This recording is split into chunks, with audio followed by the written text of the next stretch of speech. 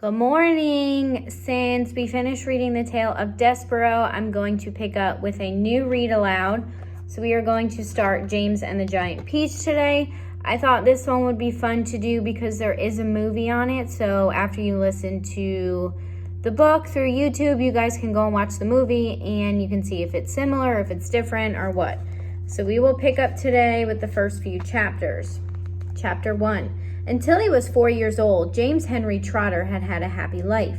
He lived peacefully with his mother and father in a beautiful house beside the sea.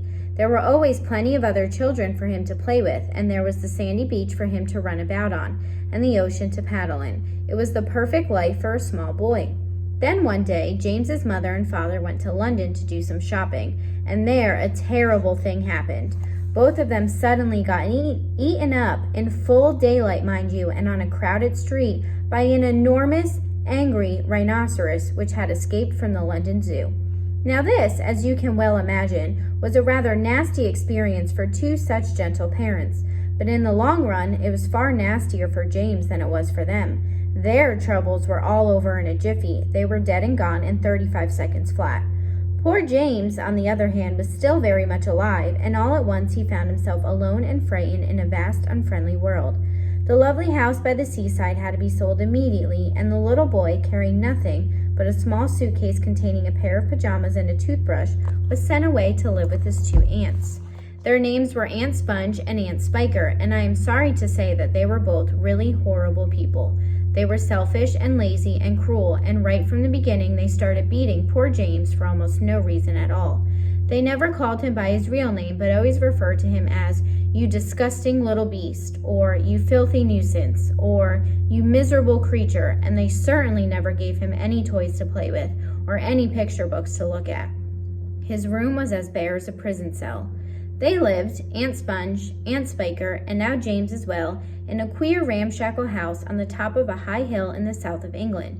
The hill was so high that from almost anywhere in the garden James could look down and see for miles and miles across a marvelous landscape of woods and fields, and on a very clear day, if he looked in the right direction, he could see a tiny gray dot far away on the horizon, which was the house that he used to live in with his beloved mother and father. And just beyond that, he could see the ocean itself, a long, thin streak of blackish blue like a line of ink beneath the rim of the sky. But James was never allowed to go down off the top of that hill. Neither Aunt Sponge nor Aunt Spiker could ever be bothered to take him out herself, not even for a small walk or a picnic, and he certainly wasn't permitted to go alone. "The nasty little beast will only get into mischief if he goes out of the garden," Aunt Spiker had said, and terrible punishments were promised him, such as being locked up in the cellar with the rats for a week if he even so much as dared to climb over the fence. The garden, which covered the whole top of the hill, was large and desolate, and the only tree in the entire place, apart from a clump of dirty old laurel bushes at the far end, was an ancient peach tree that never gave any peaches. There was no swing, no seesaw, no sand pit, and no other children were ever invited to come up the hill to play with poor James. There wasn't so much as a dog or a cat around to keep him company. And as time went on, he became sadder and more lonely, and he used to spend hours every day standing at the bottom of the garden, gazing wistfully at the lovely but forbidden world of woods and fields and ocean that was spread out below him like a magic carpet. Chapter 2. After James Henry Trotter had been living with his aunts for 3 whole years, there came a morning when something rather peculiar happened to him. And this thing, which I say was only rather peculiar, soon caused a second thing to happen, which was very peculiar, and then the very peculiar thing, in its own turn, caused a really fantastically peculiar thing to occur. It all started on a blazing hot day in the middle of summer. Aunt Sponge, Aunt Spiker, and James were all out in the garden. James had been put to work as usual. This time he was chopping wood for the kitchen stove. Aunt Sponge and Aunt Spiker were sitting comfortably in deck chairs nearby, sipping tall glasses of fizzy lemonade and watching him to see that he didn't stop work for one moment. Aunt Sponge was enormously fat and very short. She had small piggy eyes, a sunken mouth, and one of those white flabby faces that looked exactly as though it had been boiled. She was like a great white soggy over-boiled cabbage. Aunt Spiker, on the other hand, was lean and tall and bony, and she wore steel-rimmed spectacles that fixed onto the end of her nose with a clip. She had a screeching voice and long, wet, narrow lips, and whenever she got angry or excited, little flecks of spit would come shooting out of her mouth as she talked. And there they sat, these two ghastly hags, sipping their drinks and every now and again screaming at James to chop faster and faster. They also talked about themselves, each one saying how beautiful she thought she was. Aunt Sponge had a long-handled mirror on her lap, and she kept picking it up and gazing at her own hideous face. "I look and smell," Aunt Sponge declared, "as lovely as a rose. Just feast your eyes upon my face, observe my shapely nose. Behold my heavenly silky locks, and if I take off both my socks, you'll see my dainty toes. But don't forget," Aunt Spiker cried, "how much your tummy shows." Aunt Sponge went red. Aunt Spiker said, "My sweet, you cannot win. Behold my gorgeous curvy shape, my teeth, my charming grin. Oh, beauteous me, how I adore my radiant looks, and please ignore the pimple on my chin." "My dear old trout," Aunt Sponge cried out, "you're only bones and skin. Such loveliness as I possess can only truly shine in Hollywood," Aunt Sponge declared. "Oh, wouldn't that be fine? I'd capture all the nation's hearts, they'd give me all the leading parts, the stars would all resign." "I think you'd make," Aunt Spiker said, "a lovely Frankenstein." Poor James was still slaving away at the chopping block. The heat was terrible. He was sweating all over. His arm was aching. The chopper was a largely blunt thing, far too heavy for a small boy to use. And as he worked, James began thinking about all the other children in the world and what they might be doing at this moment.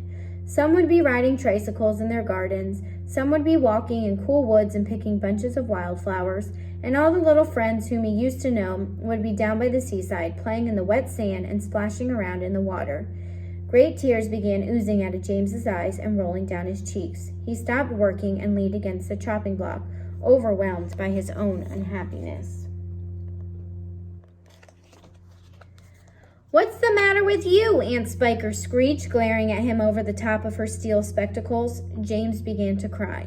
"Stop that immediately and get on with your work, you nasty little beast," Aunt Sponge ordered. "Oh, Auntie Sponge," James cried out, "and Auntie Spiker, couldn't we all, please, just for once go down to the seaside on the bus? It isn't very far, and I feel so hot and awful and lonely." "Why, you lazy, good-for-nothing brute," Aunt Spiker shouted. "Beat him," cried Aunt Sponge. "I certainly will," Aunt Spiker snapped. She glared at James, and James looked back at her with large, frightened eyes. "I shall beat you later on in the day when I don't feel so hot," she said. "And now get out of my sight, you disgusting little worm, and give me some peace." James turned and ran. He ran off as fast as he could to the far end of the garden and hid himself behind the clump of dirty old laurel bushes that we mentioned earlier on. Then he covered his face with his hands and began to cry and cry. Chapter 3. It was at this point that the first thing of all, the rather peculiar thing that led so many other much more peculiar things, happened to him. For suddenly, just behind him, James heard a rustling of leaves, and he turned around and saw an old man in a crazy dark green suit emerging from the bushes. He was a very old man, but he had a huge bald head and a face that was covered all over with bristly black whiskers. He stopped when he was about 3 yards away, and he stood there leaning on a stick and staring hard at James. When he spoke, his voice was very slow and creaky. "Come closer to me, little boy," he said, beckoning to James with the finger. "Come right up close to me, and I will show you something wonderful." James was too frightened to move.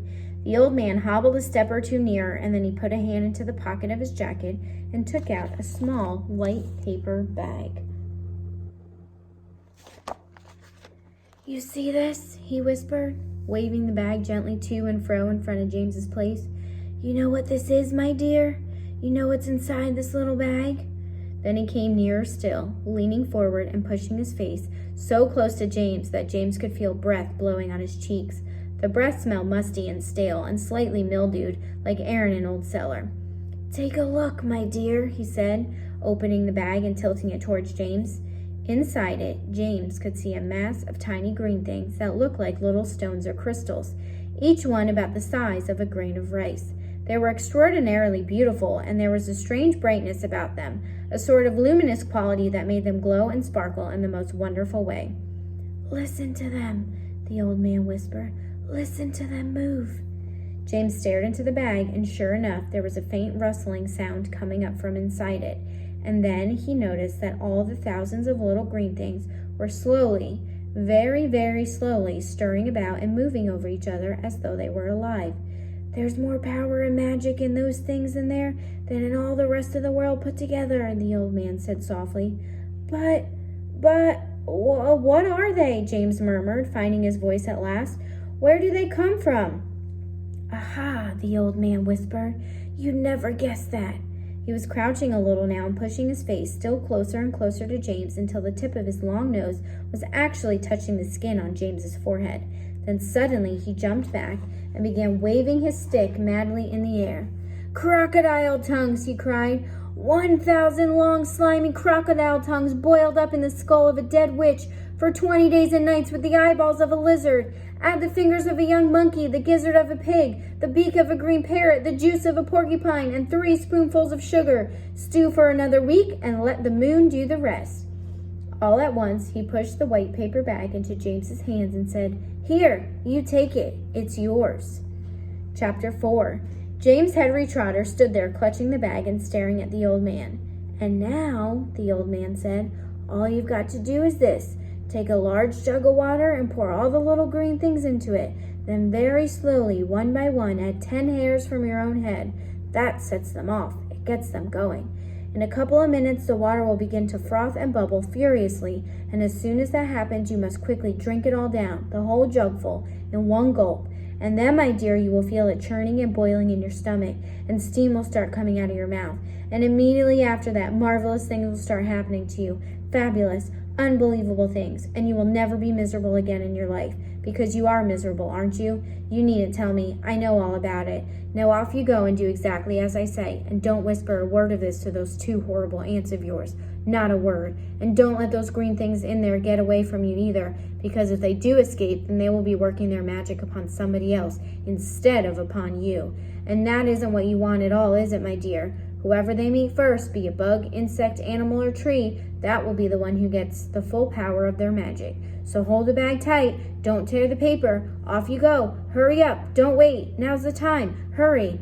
With that, the old man turned away and disappeared into the bushes. We will stop there today and pick up with chapter 5 tomorrow. Have a great Monday.